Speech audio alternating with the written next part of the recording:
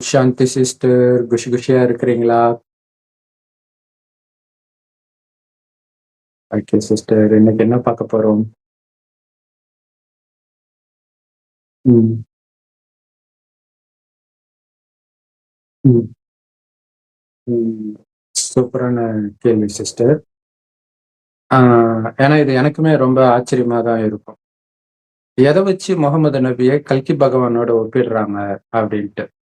இந்த மாரி நம்மளால புரிஞ்சிக்க முடியாத ஒரு விஷயம் நடக்குது. ஏன்னா ஜெனரலா முஸ்லிம்ஸ் வந்து எல்லா மதத்தினரும் அவங்கவங்க மதத்தை உயர்ந்ததாக நினைப்பாங்க.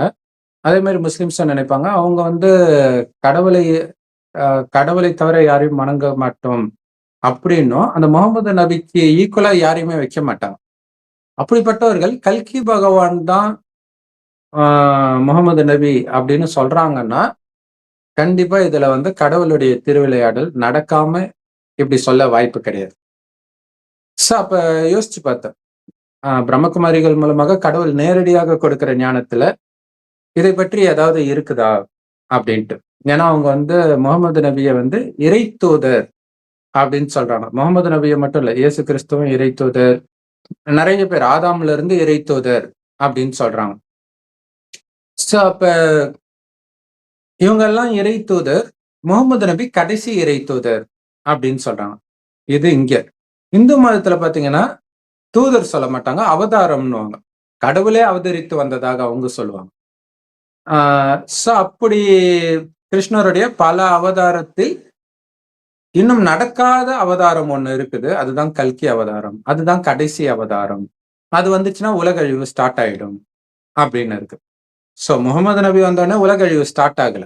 ஒரு மதம் தான் உருவாகுது. அந்த விஷயத்த விட்டுடலாம். ஆனால் கடைசி அவதாரம் கிருஷ்ணருடைய கடைசி அவதாரம்னு அவங்க சொல்றதும், இங்க முகமது நபி தான் கடைசி இறை தூதர்ன்னு சொல்றதும் ஒரே மாதிரி வருது. 2மே கடைசி அப்படிங்கிறது. ஆ 2ம் ஒண்ணா இருக்குமா அப்படின்னா, இதை பற்றி கடவுள் நேரடியா எதுவும் சொன்னதில்ல. ஆனால் கடவுள் சொன்னதை வைச்சு பார்க்கும்பொழுது, அப்படி இருந்தாலும் ஆச்சரியப்படுறதுக்கு இல்ல. ஏன் அப்படின்னா, உண்மையிலே பார்த்தீங்கன்னா, அதாவது கிறிஸ்தவ மதமா இருக்கட்டும், முஸ்லிம் மதமா இருக்கட்டும், அவர்கள் வந்து கடவுளுக்கு ஈக்குவலான ஒரு மரியாதையை, இன்னும் சொல்லப்போனா அதை விட ஒரு பங்கு அதிகமாகவே தான் முகமது நபி அவர்களுக்கும், இயேசு கிறிஸ்து அவர்களுக்கும் கொடுக்குறாங்க. கடவுளாவே நினைக்கிறாங்க கிறிஸ்தவர்கள். இவங்க கடவுள் நினைக்காட்டினா கூட, முகமது நபி ஒண்ணு பண்ணாருன்னா, அதை நாங்க பண்ணுவோம் கண்ண மூடிட்டு. உதாரணத்துக்கு சிலை வழிபாடு கிடையாதுன்னு சொல்றாங்க. ஆனா ஏன் காபாவ முத்தம் குடுக்குறீங்க அப்படின்னா, முகமது நபி முத்தம் குடுத்தாரு நாங்க குடுக்குறோம். அப்ப கண்ண மூடிட்டு அவரு செய்ததை செய்யறதுக்கு தயாரா இருக்கிறாங்க. அப்படின்னா திட்டத்திட்ட கடவுளுக்கு ஈக்குவலான ஒரு மகிமை தான் கொடுக்குறாங்க. அப்ப முகமது நபி வந்து கிருஷ்ணரோட ஒப்பிடுறாங்க. அதுதான் இங்க முக்கியமான விஷயம் பார்க்கிறதுக்கு. இல்லையா? கிருஷ்ணருடைய கடைசி அவதாரம் அப்படிங்கிறத அதுதான் முகமது நபி அப்படின்னா, முகமது நபி கிருஷ்ணருடைய கடைசி அவதாரமா? அப்படி வருதுல்ல. அதே மாரி பல நபிமார்களில், அதாவது இறை தூதர்களில் கடைசி இறை தூதர் முகமது நபியாக இருந்தால், கிருஷ்ணர் இறை தூதர் அப்படிங்கிற ஒரு அர்த்தமும் வருது. இல்ல கிருஷ்ணரும் ஒரு நபி அப்படின்னு வருது. இது உண்மையா? கிருஷ்ணர் உண்மையிலே நபியா? இறை தூதரா? அப்படின்னு இதுல ரொம்ப முக்கியமான விஷயம் இருக்குது. ஏன் அவர வந்து இறை தூதர் அப்படின்னு சொல்றாங்க அப்படின்னா, ஒரு மிகப்பெரிய ஆ தர்ம சாஸ்திரம், ஸ்ரீமத் பகவத்கீதை கிருஷ்ணரால சொல்லப்பட்டு இருக்குது. அப்படின்றதுனால தான் அவர வந்து ஏன்னா முகமது நபி மூலமாக ஒரு மிகப்பெரிய ஆ தர்ம சாஸ்திரம் திருக்குரான் உருவாகி இருக்குது அப்படின்னா, அதே மாரி கீதையும் கிருஷ்ணரால உருவாகி இருக்கிறதுனால தான் அவங்க கிருஷ்ணரோட ஒப்பிடுறாங்க. சும்மா ராமரோடையோ அல்லது வேற யாரோடையோ அவங்க ஒப்பிடல. கிருஷ்ணருடைய கடைசி அவதாரம் அப்படின்னு சொல்றாங்க. அப்ப உண்மையிலே கீதையில இருக்கக்கூடிய விஷயமும், ஆ குரான்ல இருக்கிற விஷயமும் ஒண்ணா அப்படின்னா நெறைய இருக்குது. நெறையவே இருக்குது. ஆ ஏன்னா கடவுள் சொல்றது என்னன்னா, உலகத்திலே தோன்றிய முதல் தர்ம சாஸ்திரம் கீதை தான்ற.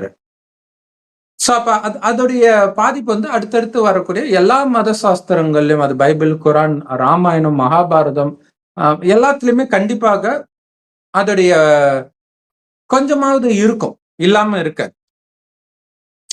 அப்ப கிருஷ்ணர் கொடுத்த கீதையும் அப்ப என்னன்னா, கிருஷ்ணர் மூலமாக வந்த கீதையும் ஒரு இறை தூதரால் வழங்கப்பட்டது. முகமது நபி மூலமாக வரக்கூடிய குரானும் ஒரு இறை தூதரால் வழங்கப்பட்டது. ஆனால் இதுதான் கடைசி அப்படின்னு அவங்க நம்புறாங்க. அதுக்கப்புறம் எந்த இறை தூதரும் வரல. சோ அப்ப இந்த ஒரு விஷயம் இதோட ஒத்து போறதுனாலையும், அது மட்டும் கிடையாது. கல்கி பகவான் வந்து இப்படியெல்லாம் வருவாருன்னு சில வர்ணனைகள் இருக்கும். அதுவும் முகமது நபியுடைய வர்ணனைகளும் ஒன்றாக ஒத்து போறதுனாலதான் அவங்க வந்து 2ம் 1 அப்படின்றாங்க. சோ இதுக்கு வந்து தொலைநோக்கு பார்வையும் இருக்குது இல்லையா? அந்த மதங்கள் அடிச்சுக்க கூடாது அப்படிங்கிற ஒரு நல்லெண்ணமும் இருக்குது. இது 2ம் 1 தான்னும் போது எதுக்குடா நம்ம அடிச்சுக்கணும் அப்படிங்கிற ஒரு எண்ணத்தை, ஒரு மையப்புள்ளியை அவங்க எடுத்துட்டு வராங்க. அது வந்து நல்ல விஷயமும் கூட. அது உண்மையாக இருப்பதற்கான வாய்ப்பும் அதிகம். சரி, இப்ப வந்து நம்ம இந்து மதமும் முஸ்லிம் மதமும் மட்டும்தான் வச்சு பார்த்தோம். ஆனால் பிரம்மகுமாரிகள் அவர்களை பற்றி நாம தெரிஞ்சுக்கிட்டா, இது இந்த ஒண்ணும் கரெக்டா கனெக்ட் ஆகுதா அப்படிங்கறத நம்ம புரிஞ்சுக்கலாம். அதுக்கு முதல்ல வந்து பிரம்மகுமாரிகளுடைய ஞானத்தை பற்றி நாம தெரிஞ்சுக்கணும். பிரம்மகுமாரிகளுடைய ஞானம் என்ன அப்படின்னா, இந்த 5000 வருட காலச்சக்கரம். இதுல முதல் பாதி சொர்க்கம், அடுத்த பாதி நரகம், கடைசி 100 வருடம் இறைவன் வரார். எங்க இருந்து வராரு? செம்பன் நிறமான ஒளி உலகம். இததான் பரந்தாமன் சொல்றோம். இங்க இருந்து வரார். இவர் தான் கடவுள். ஒரு சின்ன நட்சத்திரம் மாதிரி இருக்கிறார் இல்லையா? உண்மையில ஆத்மாக்களாகிய நாமளும் அப்படிதான் இருக்கிறோம். உருவ மத்தியில இருக்கிறோம். அதனாலதான் அங்க போட்டு வைக்கிறோம். இறைவன் செம்பன் நிறமான ஒளி உலகத்துல இருக்கார். உண்மையில ஆத்மாக்கள் எல்லாமே அங்க இருந்துதான் இந்த பூமிக்கு வரும். முதல்ல இந்த பூமிக்கு வரும்போது இந்த பூமி சொர்க்கமா இருக்கும். 2500 வருஷம். அடுத்த 2500 வருஷம் இந்த பூமி நரகமாக மாறுது. அதுக்கு காரணம் மனிதர்களுடைய குணம் மோசமாக மாறுது. அதனால இது நரகமாக, அதாவது துக்கம் கொடுக்கக்கூடிய உலகமாக, பாவம் செய்யக்கூடிய உலகமாக மாறுது. ஏன்னா நம்ம பாவம் செய்ய ஆரம்பிக்கிறோம். சொர்க்கத்துல பாவமே செய்ய மாட்டோம். சோ இங்க வாழ்ந்த தேவதைகளே மறுஜன்மம் எடுத்து எடுத்து நரகத்திற்கும் வருவார்கள். ஏன்னா ஒன்ஸ் பிறந்துட்டாங்கன்னா யாரும் திரும்பி எல்லாம் போக முடியாது, யாரா இருந்தாலும். ஏன்னா சொர்க்கத்தில் முதல்ல பிறக்கிற குழந்தை ஸ்ரீ கிருஷ்ணர். அவரே கடைசி வரைக்கும் வந்துதான் ஆகணும் போது நடுவுல வந்த யாருமே போக முடியாது. இப்ப அந்த கிருஷ்ணருடைய ஆத்மா அடுத்த ஜென்மம் எடுக்கும்போதே அதுக்கு தெரியாது நம்ம தான் கிருஷ்ணரா இருந்தோன்ட்டு. எப்படி நமக்கு முன் ஜென்மம் ஞாபகம் இல்லையோ அதே மாதிரி அவர்களுக்கு ஞாபகம் இல்லை. இப்ப ஞாபகம் மட்டும் இருந்துச்சுன்னு வச்சுக்கோங்களேன், மற்ற தர்மத்தினர் வந்து மற்ற ஜென்மம் கிடையாதுன்னு முஸ்லிம்கள், கிறிஸ்தவர்கள் சொல்ல மாட்டாங்க. அவங்களுக்கு ஞாபகம் இல்லை, அதனால அவங்க சொல்லிடுறாங்க. பட் அதையும் மீறி நிறைய பேர் இருக்க. இப்ப கூட பாத்தீங்கன்னா சுரேஷ் வர்மான்னு ஒருத்தர் நார்த் இந்தியாவுக்கு, அவருடைய அடுத்த ஜென்மம் டீட்டுவோ ஏதோ ஒரு பேரு. அந்த பையனுக்கு ஞாபகம் வருது, முன் ஜென்மத்துல நான் இங்க இருந்தேன், பெரிய பணக்காரனா இருந்தேன், இப்ப ஏழை குடும்பத்துல பிறந்திருக்கிறேன். ஸோ இப்ப நிறைய யூடியூப் மதன் கௌரி எல்லாம் கூட அதை போட்டிருக்காரு, நம்மளுமே போட்டிருக்கோம். அதே மாதிரி மகாத்மா காந்தி காலத்துலயும் சாந்தி தேவின்னு ஒருத்தங்க இருந்தாங்க. இது மாதிரி உலகம் ஃபுல்லா நிறைய பேருக்கு வந்து அந்த முன்ஜென்ம ஞாபகம் வருது. ஸோ இது வந்து ப்ரூஃப். ஏன்னா சயின்ஸை தான் நம்புவோம் அப்படின்றவங்க எல்லாருமே சயின்ஸை ஏத்துக்குவாங்க இல்லையா? ஸோ இது ஒரு ப்ரூஃப். சரி, அப்ப ஆனா ஜென்ரலா வந்து ஞாபகம் இருக்காது. இது வந்து கடவுள் வந்துட்டாரு அப்படிங்கிற செய்தியை சொல்லணும் அப்படின்னா இந்த ஞானம் கொஞ்சம் கொஞ்சம் தெரிஞ்சாதான். ஏன்னா கிறிஸ்தவ மதத்திலயோ முஸ்லிம் மதத்திலயோ மறுஜென்மம் பற்றியே இல்லைன்னும் போது நாங்க அதெல்லாம் நம்ப மாட்டோன்றோம். அப்ப பாரு, இங்க வந்திருக்கு பாரு. அவங்க கரெக்டா அந்த பையனை இட்டுட்டே போறாங்க, அவன் சொல்ற ஊருக்கே அழைச்சிட்டு போறான். அவன் கரெக்டா காட்டுறான், இந்த சுரேஷ் வர்மா ரேடியோ ஹவுஸ்ன்னு இருக்கும், வாங்கன்ட்டு அழைச்சிட்டு போறான். அங்கேயும் இருக்குது. மனைவியை பார்த்து பேர் சொல்லி கூப்பிடுறான், குழந்தைங்களையும் சொல்றான். பேசும்போது மனைவி கண்டுபிடிச்சாங்க, இது கண்டிப்பா என்னுடைய கணவன் தான், இருந்தாலும் இப்ப என்ன பண்ண முடியும் அப்படின்றாங்க. சோ இது மறுஜென்மத்திற்கான நிரூபணம். இப்ப அதே மாதிரி கிருஷ்ணர் வந்து சொர்க்கத்தில் இருக்கும் பொழுது, கிருஷ்ணர் மட்டும் இல்ல, சொர்க்கத்தில் 33 கோடி தேவதைகள், அவங்களதான் இந்துக்கள் வழிபடுறாங்க. அத்தனை பேருக்குமே காமம், கோபம், பற்று, பேராசை, அகங்காரம்னா என்னன்னே தெரியாது. கடவுளுக்கு ஈக்குவலா பரிசுத்தமா இருப்பாங்க. அப்படி இருந்தவர்கள் மறுஜென்மம் எடுத்து 2500 வருடம் கழிச்சு என்ன ஆயிடுதுன்னா, கொஞ்சம் கொஞ்சமா உங்களுக்குள்ள காமம், கோபம், பற்று, பேராசை, அகங்காரம் இதெல்லாம் வர ஆரம்பிக்குது. ஏன் திடீர்னு வருது அப்படின்னா, சொர்க்கத்தில் எல்லோரும் தங்களை அழியக்கூடிய உடம்புன்னு நினைக்காம ஆத்மான்னு நினைப்பாங்க. அதாவது உயிர். அது புருவ மத்தியில நட்சத்திரம் மாதிரி ஜொலிக்கிறனால்தான் இங்க பொட்டு வைக்கிற பழக்கம் இருக்கு. தன்னையும் ஆத்மான்னு உணர்ந்து, அதாவது ஆத்மா தான் கண் வழியா பார்க்கும், வாய் வழியா பேசும், அனைத்தையும் செய்யும். பிறரையும் அதே மாதிரி ஆத்மான்னு தான் பார்ப்பாங்க. உடலை பார்க்க மாட்டாங்க. ரொம்ப அழகாக ஆண்களும் பெண்களும் இருப்பாங்க. இருந்தாலும் அவர்களுக்குள்ள காமமோ சின்ன சலனம் கூட வராது. காரணம் அவர்களுடைய கவனம் ஆத்மாவில இருக்கும். இப்ப குழந்தைங்களுக்கு கூட பெரியவங்களை பார்த்து சலனம் ஆகுறது கிடையாது. ரொம்ப சின்ன வயசுல. அதுக்கப்புறம் கொஞ்சம் கொஞ்சமா ஆக ஆரம்பிக்கும். ஏன்னா உடல்ன்ற உணர்வு இருக்கிறதுனால. அங்க ஆத்மான்ற உணர்வுல தான் இருப்பாங்க. அப்படிதான் கடவுள் படைக்கிறார். ஆனா கொஞ்சம் கொஞ்சமா மறுஜென்மம் எடுத்து 2500 வருஷம் கழிச்சு ஆத்ம சக்தி இழக்க இழக்க உடலின் பக்கம் கவனம் போகுது. அப்பதான் மனிதனுக்குள்ள காமம், கோபம், பற்று, பேராசை, அகங்காரம் வருது. அது வரைக்கும் குழந்தை பிறப்பு கூட சொர்க்கத்துல எப்படி வரும்னா, கணவனும் மனைவியும் நமக்கு ஒரு வாரிசு வேணும்னு நினைக்கும் போது மனைவி கர்ப்பமாவார். அந்த அளவிற்கு பரிசுத்தமாக இருந்ததுனாலதான் அவங்களை இந்துக்கள் கோயில் கட்டி கும்பிடுறாங்க. அதாவது கடவுளுக்கு ஈக்குவலா கிருஷ்ணரை கடவுள் நினைச்சிட்டு இருக்கிறாங்க பாருங்க இந்துக்கள். அவங்க கிருஷ்ணரை தவிர யாரையுமே வழிபட மாட்டாங்க. இஸ்கான் குரூப்புக்காரங்க, வைணவர்கள் அந்த மாதிரி இருக்கிறாங்க. சோ அவரே இங்க நரகத்தில் வரும்போது கொஞ்சம் கொஞ்சமா பாவம் செய்து செய்து செய்து செய்து கடைசியில எல்லாரும் மாதிரி அவரும் பாவம் செஞ்சு அனைத்தையும் இழக்கிறார். கடைசி பிறவில அவர் ஒரு 60 வயது தாத்தாவா இருக்கும்போது அவர் உடம்புக்குள்ள கடவுள் வர, அந்த கடவுள் செம்பொன் நிறமான ஒளி உலகத்திலிருந்து வர்றாரு. இதைத்தான் பரந்தாமம்னு இந்துக்களும் பரலோகம்னு கிறிஸ்தவர்களும் சொல்றோம். சோ இந்த கடவுளைத்தான் அல்லாஹ் அப்படின்னு முஸ்லிம்களும், சிவபெருமான் அப்படின்னு இந்துக்களும், பரமபிதா அப்படின்னு கிறிஸ்தவர்களும் சொல்றாங்க. சோ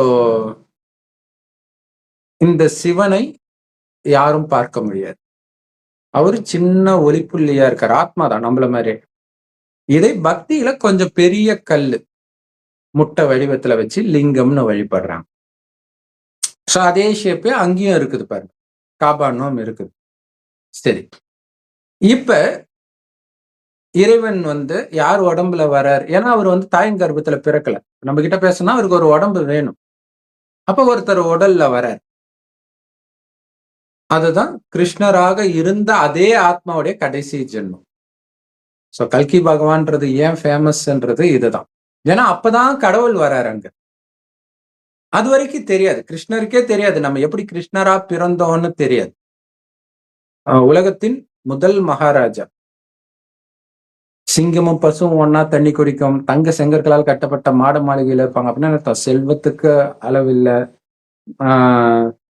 அவங்களுடைய ஆரோக்கியம், ஒரு சின்ன தலைவலி கூட வராது. 150 வருடம் சராசரி ஆயுள் இருக்கும் சொர்க்கத்துல.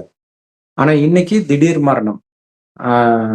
உயிரோட இருக்கிறது அதை விட கொடுமையா இருக்குது இல்லையா? பண கஷ்டம், துரோகம், நோய், இந்த மாதிரி நிறைய பிரச்சனைகள், இயற்கை சீற்றங்கள், இதெல்லாம் நாம இதுவரைக்கும் செய்த பாவத்திற்கு தண்டனையாக நமக்கு கிடைச்சிக்கிட்டே இருக்குது. ஆனாலும் நாம செய்த எல்லா பாவத்துக்கும் தண்டனை கிடைச்சிச்சானா கிடைக்கல. ஏன்னா அவ்வளோ பாவம் செஞ்சிருக்கிறோம் 2500 வருடம். அவ்வளவு பாவம் உங்க தலை மேல இருக்குதுன்ற. சோ அதை அழிக்கணும் அப்படின்னா ஒரே வழி, எப்பவுமே பரிசுத்தமா இருக்கிற என் ஒருவனை மட்டும் நினைவு செய்யுங்க. வேற யாரையும் நினைக்காதீங்க. உங்க உடலையும் நினைக்காதீங்க. உடல் சார்ந்த எந்த உறவையும் நினைக்காதீங்க. நான் ஆத்மா, என்னுடையவர் ஒரு சிவபரமாத்மா. என்னுடைய அப்பா, அம்மா, கணவன், மனைவி, குழந்தை, நண்பன், சகல உறவும் அவர் மட்டுமே. அவரை தவிர எனக்கு யாருமே கிடையாது. இதுதான் முஸ்லிம் மதத்துல பாத்தீங்கன்னா அல்லாவை மட்டும் வணங்கணும் அப்படின்ட்டு இருக்குது. சோ வணங்குறது பக்தி. இங்க வணங்குறது இல்ல, எனக்கு எல்லாமே அல்லாஹ் மட்டுமே. அப்படி இருக்கிறோம். இந்த ஞானத்தை இறைவனே கொடுக்கிறார் நேரடியா. அப்ப இறை தூதர்னா அவரு தான். ஆனா இந்த ஞானத்தை கொடுக்கிறாரு. இந்த ஞானத்தை மற்றவர்களுக்கு கொடுக்கும்போது கோடியில சிலர் தான் இந்த ஞானத்தை ஏத்துக்கிட்டு வருவாங்க. சோ அப்படி வர்றவங்க கடவுள் இங்க பேசுறாருன்னு தெரிஞ்சுட்டு கம்முன்னு இருப்பாங்களா? உடனடியா எல்லாருக்கும் சொல்ல ஆரம்பிப்பாங்க. சோ அப்படி சொல்ற எல்லாருமே இறை தூதர்கள் தான். அதுல நம்பர் 1 இறை தூதர் பாத்தீங்கன்னா பிரம்மா.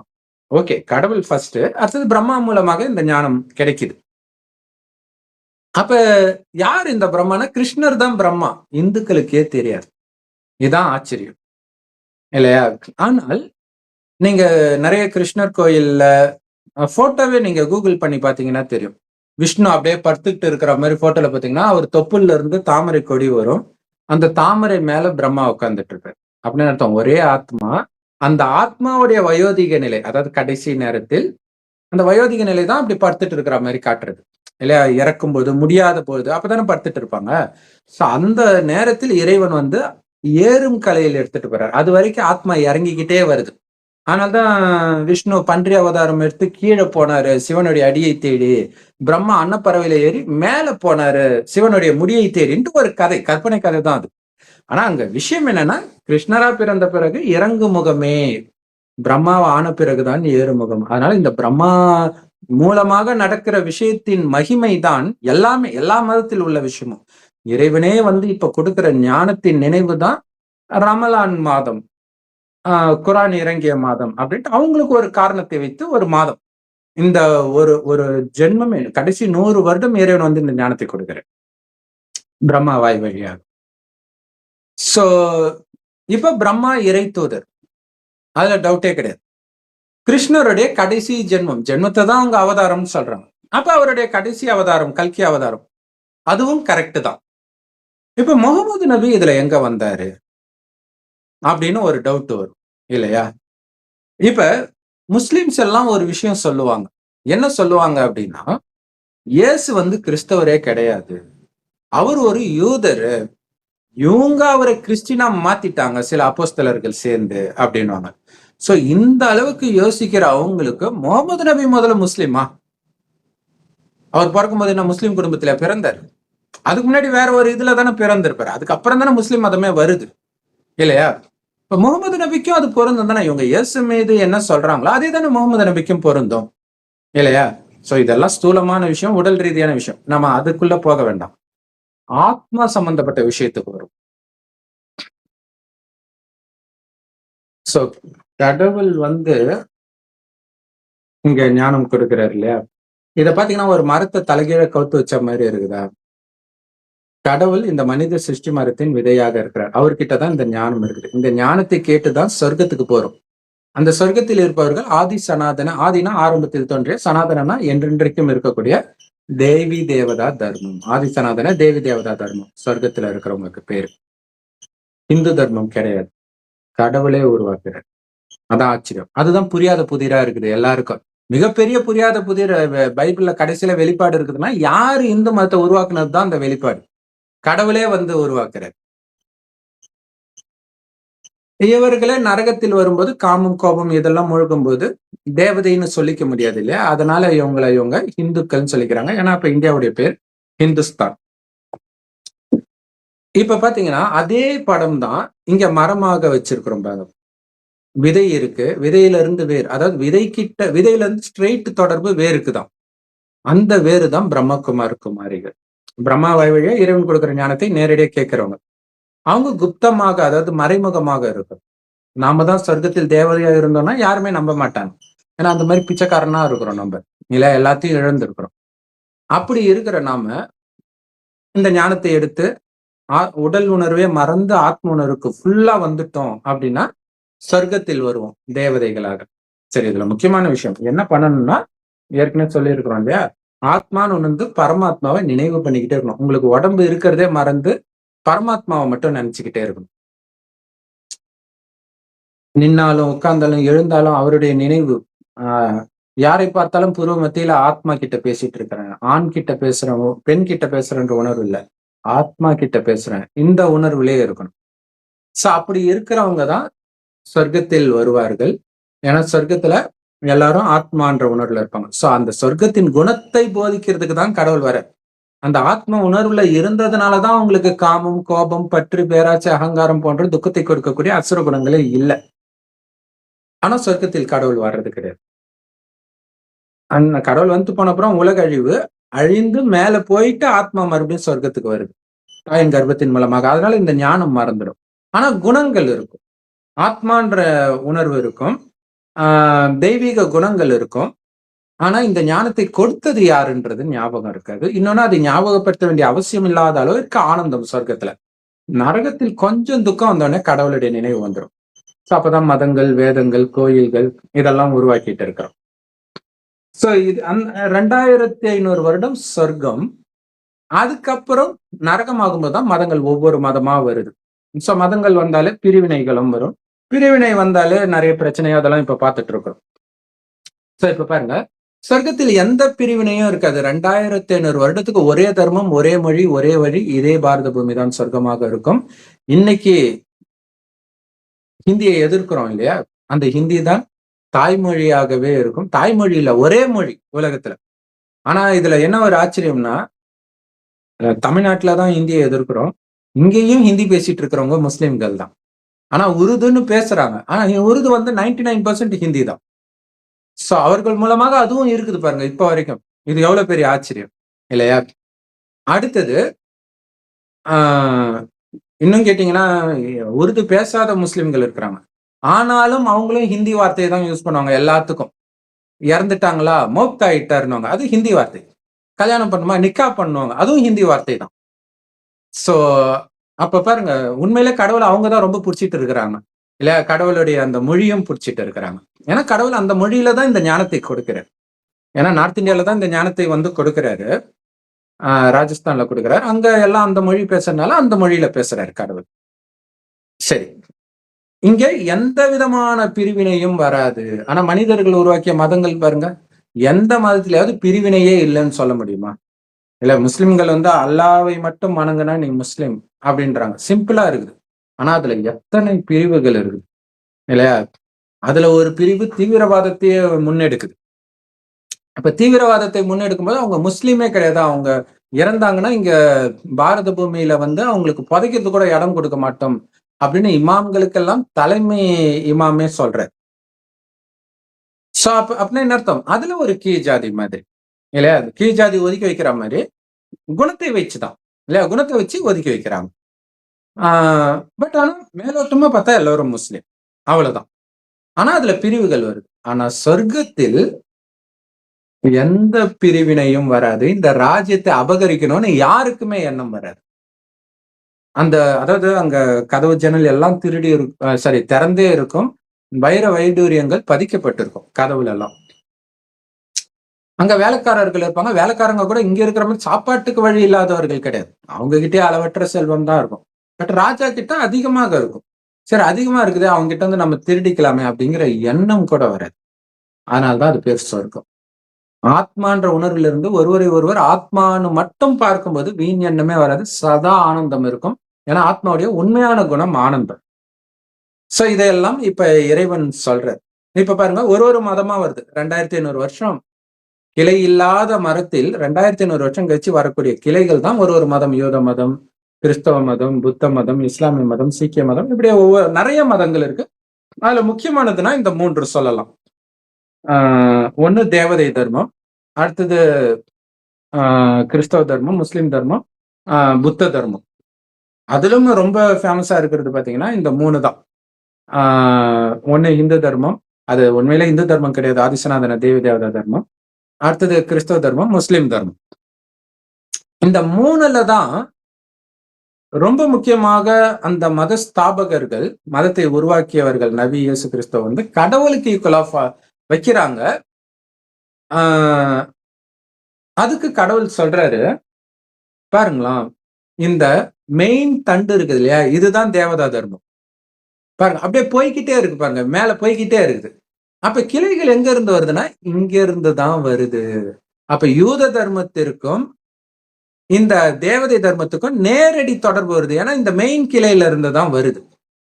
அவங்க என்ன நினைச்சுக்கிறாங்க, இயேசு வந்து யூதரு, அங்க இருந்து பிறந்தாரு. அதை மேலோட்டமா உடலா பாக்குறதுக்கு அப்படி தோணும். ஆனா ஆத்மா வந்து இயேசு உடம்புல இருந்த ஆத்மா சத்தியமாக தேவதை தர்மத்து ஆத்மாவா தான் இருக்கும். அதே மாதிரி முகமது நபி இருக்கிறார் இல்லையா, அவர் வந்து எந்த மதத்துல வேணாலும் அதுக்கு முன்னாடி பிறந்திருக்கலாம். யூத மதத்துல பிறந்திருக்கலாம், கிறிஸ்தவ மதத்துல பிறந்திருக்கலாம், எதுல வேணாலும் பிறந்திருக்கலாம். அது உடல் ரீதியா. ஆனா உள்ள இருக்கிற ஆத்மா அதுதான் முக்கியம். அதனாலதான் கடவுள் சொல்ற, நீ உடம்பு கிடையாது, ஆத்மா. உடலை பார்த்து மயங்கிடாத. முஸ்லிமா தெரியுறவங்க எல்லாம் ஒரிஜினலா முஸ்லீமா இருக்கணும்னு அவசியம் கிடையாது. இந்துவா இருக்கிறவங்க எல்லாம் ஒரிஜினலா ஹிந்துவா இருக்கணும்னு அவசியம் கிடையாது. உடம்பு இந்துக்கு பிறந்திருக்கும். ஆனா உள்ள இருக்கிற ஆத்மா, இப்ப ஜான் ஜபராஜ் இருக்கிறாரு, அவர் முஸ்லிம் குடும்பத்துல பிறந்தாரு. ஆனா அவர் முஸ்லிம் கிடையாது. கிறிஸ்தவ மதம் தான் புடிச்சு இழுக்குதுன்னா உள்ள இருக்கிறது கிறிஸ்தவ ஆத்மா. ஏதோ ஒரு கணக்கு இருக்கும், அதனால இங்க வந்திருக்கோம். சோ அதே மாதிரி சத்தியமாக முகமது நபியாக இருந்தாலும் சரி, இயேசு கிறிஸ்துவாக இருந்தாலும் சரி, அல்லது எந்த தர்மத்து ஸ்தாபகராக இருந்தாலும் சரி, கண்டிப்பாக உள்ள இருக்கிறது இறைவன் கிட்ட நேரடியா ஞானம் எடுத்த பிரம்மகுமாரிகளுடைய ஆத்மா. ஞானத்தை எடுத்தாலே அவங்க சொர்க்கத்துக்கும் வந்துருவாங்க. சோ சொர்க்கத்தில் வந்த தேவதை ஆத்மா. அப்படி இல்லைன்னா உங்களுக்கு மகிமை வராது. ஏன்னா நீங்க அந்த கதைப்படியே பாத்தீங்கன்னா கூட முகம்மது நபி அந்த ஞானத்தை சொல்லல. அவர் உடம்புக்குள்ள இருந்து வேற ஒரு ஆத்மா தான், ஜிப்ரேல்ன்ற ஒரு ஆத்மா தான் சொல்லுது. கிறிஸ்தவ மதத்திலும் இயேசு சொல்லல. கிறிஸ்துன்ற ஒரு பரிசுத்த ஆத்மா தான் சொல்லுது. ஆனா மகிமை யாருக்கு? இயேசுக்கு தான் பண்றாங்க. கதைப்படி உண்மையிலே இயேசுக்கு அங்க மகிமை கிடையாது. கதைப்படி முகமது நபிக்கு மகிமை கிடையாது. இருந்தாலும் அந்த மகிமை ஏன் இருக்குது? கடவுளுக்கு ஈக்குவலானா, கடவுளுக்குரிய மகிமை கடவுளின் குழந்தைகளுக்கு கொடுக்கப்படும். இதான் விஷயம். இது பைபிள் குரான்ல ஆரம்பத்துல அந்த ஆதாம் நபிக்கு மரியாதை கொடுக்கணும் அப்படின்னு சொல்லப்பட்டிருக்கும். ஆனா ஏன்றது அவங்களுக்கு தெரியாது. ஏன்னா ஆதாம்ன்றது ஆதாமே முஸ்லிம் தான் அப்படின்ட்டு முஸ்லிம்கள் சொல்லுவாங்க. சோ ஆதாம்ன்றது இந்த பிரம்மாவைத்தான் குறிக்குது. ஆதாம் மூலமாக புது உலகம் படைக்கப்படுது. அப்ப ஆதாம் பிரம்மா மூலமாக இந்த ஞானத்தை கொடுத்து புது உலகத்துக்கு நம்மை தயார்படுத்துறார். அதுதான் அவர் மூலமாக படைக்கப்படுது. மண்ணில இருந்து எடுத்தாருன்றது மண்ணுனாலான இந்த உடலின் உணர்வுல இருக்கிற நம்மை, நீ மண்ணுனாலான உடம்பு கிடையாது தம்பி, இந்த பஞ்ச தத்துவத்துக்கு அப்பாற்பட்ட ஆத்மா நீ, உன்னுடைய அப்பா நான், உன்னுடைய வீடு இந்த பரந்தாமம், அங்கிருந்து இங்க நடிக்கத்தான் வந்த, சுகத்தின் பாகத்தை சொர்க்கத்திலும் துக்கத்தின் பாகத்தை நரகத்திலும் நடிச்சிட்டு முடிச்சிட்ட, இப்ப வீட்டுக்கு போகணும் வா அப்படின்னு கூட்டிட்டு போறதுக்காக கடவுள் வர்றார். இதுதான் இறை செய்தி. இதை கொடுக்கறாங்களா? பைபிள்ல இருக்குதா? இப்படி அழிச்சிட்டு போறதுக்கோ சொர்க்கத்துக்கு போறதுக்கான செய்தி இருக்குதா? கடவுளை நினைக்கணும் அவர் இப்படிதான் இருக்காரு அப்படின்னு இருக்குதா? அப்படின்னா அதுல இருக்காது. அப்ப எப்படி அவங்க இறை தூதர் ஆனாங்க அப்படின்னா, அப்ப இறை தூதர் இல்ல, இப்ப இறை தூதர். கடைசியில தான் இறைவனுடைய செய்தியை கொடுக்க வேண்டியது இருக்கும். இல்ல உலக அழியும் போதுதான் கொடுக்க வேண்டியது இருக்கும். இப்ப மறுஜன்மம் எடுத்து அவங்க முகமது நபி எங்கேயாவது முஸ்லிம்கள் நாட்டுல இருந்து இந்த ஞானத்தை கொடுக்கலாம். இதுக்கு முன்னாடி அந்த மாதிரி ஏதோ ஒண்ணு இருக்கலாம். அதே மாதிரி இயேசுவும் கொடுக்கலாம். ஆனால் இங்க இன்னொரு முக்கியமான விஷயம் என்னன்னா, ஒருவேளை இந்த கிருஷ்ணராக பிறக்குதே ஒரு ஆத்மா, இந்த பிரம்மா தான் அங்க கிருஷ்ணரா பிறக்கிறார். இதே பிரம்மாவுடைய ஆத்மா அதாவது அல்லது கிருஷ்ணருடைய ஆத்மாவை கூட முகமது நபியாக பிறந்திருக்கலாம், இயேசு கிறிஸ்துவாக பிறந்திருக்கலாம். ஏன்னா அவங்க சொல்ற அந்த வேர்டு பாருங்க, இறை தூதர், இறைவனுடைய செய்தியை கொடுக்கிற தூதர் பிரம்மா தான் இல்லையா? பிரம்மா குமாரிகள் எல்லாருமே தான் செய்தியை கொடுக்குறவங்க, வாங்கினவங்க நம்ம கொடுக்குறோம். அப்ப இந்த ஞானத்தை அவரு கொடுக்கறதுனால அவருக்கு அந்த மகிமை இருக்கு, இறை தூதன். அதே கிறிஸ்தவ தர்மத்துல பாத்தீங்கன்னா தேவகுமாரன் அப்படின்னு சொல்லப்பட்டிருக்கும். கடவுளுடைய குழந்தை அவரு அப்படின்னு சொல்லப்பட்டிருக்கும். யாரு கடவுளுடைய குழந்தை? இப்பதான் கடவுள் வந்து சொல்றாரு, நீங்க என்னுடைய குழந்தை, உலகத்துல உள்ள எல்லாம் என்னோட குழந்தை தான், ஆனா அப்பாவை அடையாளம் கண்டுகிட்ட குழந்தை நீங்க தான் அப்படின்னு சொல்றாரு. சோ இந்த ஞானத்தை நாம இப்ப கொடுக்கிறோம். சோ அப்ப அந்த பிரம்மா இயேசுவாக பிறந்ததும் பிரம்மாவாக இருப்பதற்கான வாய்ப்பு ரொம்ப அதிகம். ஏன்னா கடவுள் ஒண்ணு சொல்லியிருக்காரு, அவரே சொல்லியிருக்கிறார். இப்ப நம்ம சொல்றதெல்லாம் வந்து இருக்கலாம்னு அனுமானத்துல சொல்றோம். கடவுளே நேரடியா சொல்லல. அந்த சொன்னதை வைத்து இப்படி இருக்குமோ அப்படின்னு தான் நம்ம ஷேர் பண்றோம். ஆனா கடவுளே நேரடியா ஒரு விஷயம் சொல்லியிருப்பார். என்னன்னா கிருஷ்ணருக்கும் கிறிஸ்துவுக்கும் நெருங்கிய தொடர்பு இருக்குதுன்னு. ஏன்னா உண்மையிலே சொர்க்கத்தின் 2500 வருடம் கிருஷ்ணருடைய ஆட்சி தான். அதாவது கிருஷ்ணரே இருக்க மாட்டாரு, பட் அந்த ராஜ்யம் அப்படியே தொடருது இல்ல, கிருஷ்ணருடைய ராஜ்யமே தொடர்ந்துட்டு இருக்கு. அதே மாதிரி அடுத்த 2500 வருடம் அல்லது 2000 வருடம் பாத்தீங்கன்னா கிறிஸ்துவோடைய ஆட்சி தொடருது இல்லையா? உலகம் இன்னைய வரைக்கும் கிறிஸ்தவர்களுடைய ராஜ்யம் தான் இல்லையா? அமெரிக்கா சொல்றதுதான் எல்லாரும் கேட்கிறாங்க.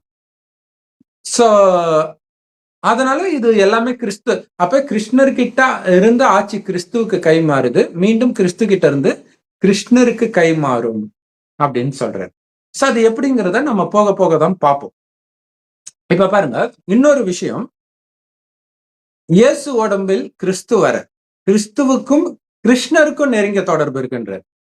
அப்ப இயேசு உடலில் கிறிஸ்து வராருன்னும் போதுதான் அவங்களுக்குள்ள அந்த நெருங்கிய தொடர்பு இருக்கும் இல்லையா? கிறிஸ்துவுக்கும் இயேசுக்கும் தானே நெருங்கிய தொடர்பு. அவர் உடம்புல தானே கிறிஸ்து வராரு. அப்ப அந்த இயேசு கிருஷ்ணர் ஆத்மாவுடையதாக இருந்தால்தான், அதாவது உள்ள இருக்கிறது கிருஷ்ணருடைய ஆத்மாவாக இருந்தால்தான் ரெண்டுத்துக்கும் நெருங்கிய தொடர்புன்னு சொல்ல முடியும். இன்னும் பாத்தீங்கன்னா ஸ்தூலமா எடுத்துக்கிட்டா கூட ஆத்மா இங்கதான் உட்காரும். அப்ப மேல இருந்து ஒரு ஆத்மா வருது, இறைவன் கிட்ட இருந்து நேரடியா வரும். இறைவன் மேல கொடுக்கிற ஞானம் இல்ல. இறைவனே பூமிக்கு வந்துதான் ஞானத்தை கொடுப்பாரு, கீழே தான் கொடுப்பாரு. அந்த ஞானத்தை எடுத்துட்டு மேல போயிட்டு கர்ப்பத்தில் பிறக்காம நேரா பிரவேசிக்கும் போது அது ஞாபகம் வருது உடம்புல வரும்போது. ஆனா கர்ப்பத்துக்கு போயிடுச்சுன்னா மறந்துடும். அதனால்தான் கர்ப்பத்துக்கு போகாம இயேசு உடல் கிறிஸ்து வர்றதும் சரி, முகமது உடம்புல ஜிப்ரேல் வர்றதும் சரி, சித்தார்த்த உடலில் புத்த ஆத்மா வர்றதும் சரி, ஒவ்வொரு மதஸ்தாபனையும் இப்படித்தான் நடக்கும். சோ அப்ப அந்த கிருஷ்ணர் முகமது நபியாக இருப்பதற்கான வாய்ப்பு ரொம்ப ரொம்ப ரொம்ப அதிகம். அவங்க கடைசி நபின்னு சொல்றது காரணம் என்ன, அவங்களுக்கு ஒரே பிறவி அப்படின்னு நம்புறாங்க. சோ அதுக்கு அடுத்தது பிறவி இல்லைன்னு நினைக்கும் போது அதுதான் கடைசி அவதாரம், கல்கி அவதாரம் அப்படின்னும் வருது. ஏன்னா காரணம் இல்லாமல் அவ்வளவு மகிமை இருக்காது. இன்னும் கேட்டீங்கன்னா அந்த பிரம்மகுமாரிகள் மூலமாக இறைவன் கொடுக்கிற முரளியில் கடவுளுடைய பேரு சிவன்னு சொன்னாலும் அடிக்கடி அல்லான்ற வார்த்தை பயன்படுத்திக்கிட்டே இருப்பார். சிவனுக்கு பதிலாக அல்லான்ற வார்த்தையே வரும். ஆச்சரியமாக இருக்கும். இன்னும் கேட்டீங்கன்னா இந்த ஞானம் முதல்ல எங்க தெரியுமா ஆரம்பிச்சது? இந்தியா பாகிஸ்தான் பிரியறதுக்கு முன்னாடி பாகிஸ்தான்ல தான் ஆரம்பிச்சது. பாகிஸ்தான்ல ஹைதராபாத்னு ஒரு இடம் இருக்குது. அங்கதான் இறைவனே வர. அதுக்கப்புறம் பிரிவினைக்கு பிறகுதான் அங்க இருந்து ராஜஸ்தானுக்கு வராங்க. சோ அவ்வளவு நெருங்கிய தொடர்பு முஸ்லிம் மதத்திற்கும் பிரம்மகுமாரிகளுக்கும் இருக்குது. இன்னும் கேட்டீங்கன்னா இந்து மதம் எல்லா மதத்துக்குமே ஒரே தொடர்பு இருக்குது. அது தெரியல, அது சொல்றதுக்கு இன்னைக்கு யாரும் இல்லை. பிரிவினை பேசுறதுக்கு தான் நிறைய பேர் இருக்கிறாங்க. ஏன்னா இப்ப கூட இந்த பாகிஸ்தான்ல ஒரு வாரம் முன்னாடி இப்ப தீவிரவாத குண்டு வெடிப்பு நடந்துச்சு. ஒரு வாரம் முன்னாடி பாகிஸ்தான் மிலிட்டரி லீடர் சொல்றாரு, இந்துக்கள் வேற முஸ்லிம்கள் வேற, எல்லாத்துலயும் நாங்க வேற அப்படின்னு பிரிவினைவாதத்தை உருவாக்குறதுக்கு ட்ரை பண்றாங்க. ஆனா இந்திய முஸ்லிம்கள் மிக தெளிவாக இருக்கிறாங்க.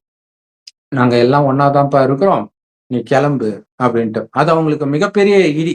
ஏன்னா அவங்க பண்ணது இங்க ஏதாவது மத கலவரத்தை உண்டு பண்ணலான்ட்டு. ஆனா அப்படி நடக்காதது மிகப்பெரிய ஆச்சரியம்.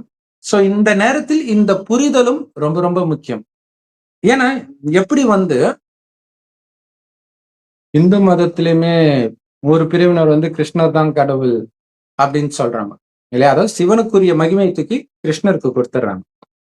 அதே விஷயம்தான் அங்க நடக்குது பாருங்க கிறிஸ்தவ மதத்துல. பிதாவுக்கு கொடுக்க வேண்டிய மகிமையை தூக்கி இயேசுக்கு கொடுத்துட்டு ரெண்டும் ஒருத்தர் தான் சொல்லிட்டாங்க. இந்து மதத்துல அதே தான் சொல்றாங்க பாருங்க, சிவனை அறியும் ஒண்ணு, அறியாதவன் வாயில மண்ணுன்றாங்க. ஒரே விஷயம் நடக்குது பாருங்க எல்லாத்துலயும். சோ சிவன் ஒருத்தர் தான், அதுல டவுட் கிடையாது. சிவனைத்தான் அல்லான்றோம், பரமபிதான்றாங்க, கடவுள் ஒருத்தர் தான்.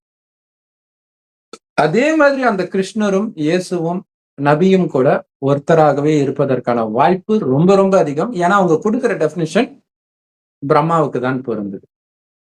ஸோ அதை தான் நான் உங்ககிட்ட ஷேர் பண்ணிக்கணும்னு நினைச்சேன். ஸோ அந்த கேள்வியை நீங்களும் கேட்டிருக்கிறீங்க. ரொம்ப தேங்க்ஸ் சிஸ்டர்.